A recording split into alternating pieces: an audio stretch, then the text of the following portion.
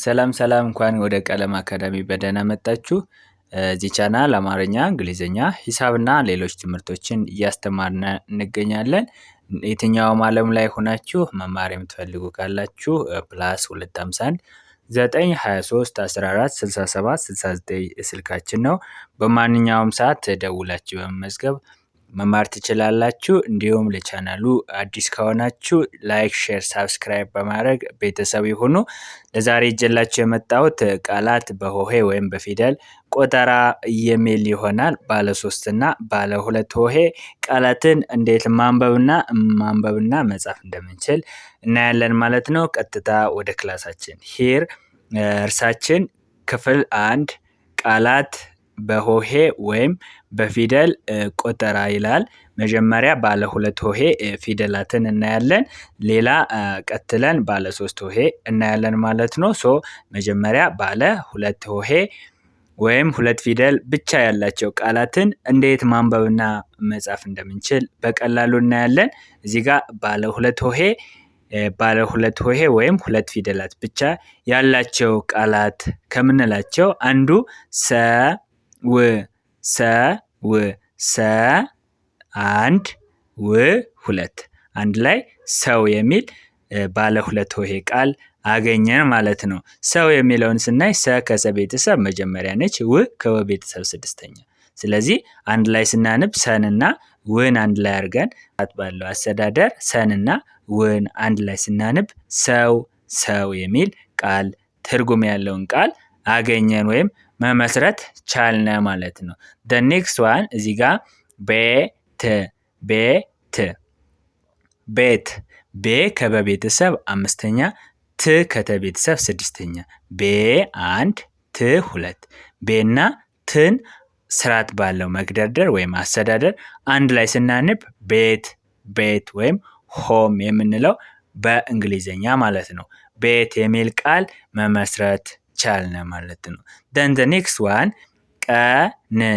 ቀን መጀመሪያ ነች። ከቀ ቤተሰብ መጀመሪያ አንድ እንላታለን። ን ከነ ቤተሰብ ስድስተኛ ነች፣ 2 እንላታለን።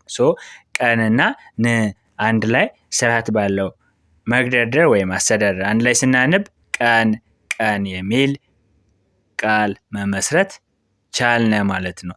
the other one ላም ላ 1 ም 2 አንድ ላይ ላም የሚል ቃል መመስረት ቻልነ ማለት ነው። ላም ይላል። ላ ከለቤተሰብ አራተኛ፣ ም ከመቤተሰብ ስድስተኛ አንድ ላይ ላም። ሰው፣ ቤት፣ ቀንና ላም የሚሉ ባለ 2 ሆሄ ወይም 2 ፊደላት ብቻ ያላቸው ቃላት ናቸው ማለት ነው። ወደ ቀጣዩ ወደ ባለ 3 ወይም 3 ፊደላት ብቻ ያላቸው ቃላት ስንመጣ ደግሞ ባለ 3 ሆሄ ወይም 3 ፊደላት ያላቸው ቃላት ይላል። here the first one ሀብት ሀ 1 ብ 2 ት 3 አንድ ላይ ብ እና ት ሀብት የሚል ባለ 3 ሆሄ ቃል ሆነ ማለት ነው። ሀ ከቤተሰብ መጀመሪያ፣ ብ ከበቤተሰብ ስድስተኛ፣ ት ከተቤተሰብ ስድስተኛ አንድ ላይ ሀብት። መሬት መ ከመቤተሰብ መጀመሪያ፣ ሬ ከረቤተሰብ ተኛ፣ ት ከተቤተሰብ ስድስተኛ አንድ ላይ መሬት። መ 1 ሬ 2 ት 3 መሬት የሚል ባለ 3 ሆሄ ቃል መመስረት ቻልነ ማለት ነው። ሰማይ ሰ 1 ማ 2 ይ 3 አሁን ሰማይ አንድ ላይ ሰማይ ሰ መጀመሪያ፣ ማ አራተኛ፣ ይ ስድስተኛ ሰማይ። ሐኪም ሀ መጀመሪያ፣ ኪ 2 ሶስተኛ፣ ኪ ሶስተኛ፣ ም ስድስተኛ አንድ ላይ ሐኪም። ሀ 1 ኪ 2 ም 3 ባለ 3 ሆሄ ቃል ነው ማለት ነው። አንድ ላይ ሐኪም።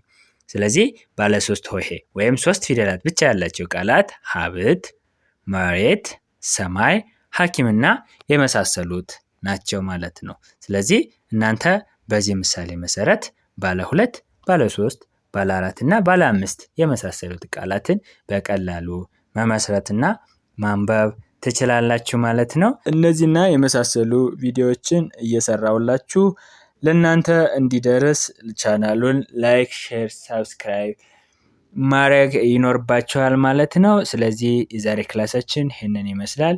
ቪዲዮ ከተመቻችሁ ላይክ፣ ሼር፣ ሳብስክራይብ ማድረግ እንዳትረሱ። እንዲሁም መማር የምትፈልጉ ከስር ባለው ስልክ ደውሉ፣ እናስተምራችኋለን። በቀጣይ ክላስ እስከምንገናኝ በያላችሁበት ሰላማችሁ ይብዛ። ባይ ባይ።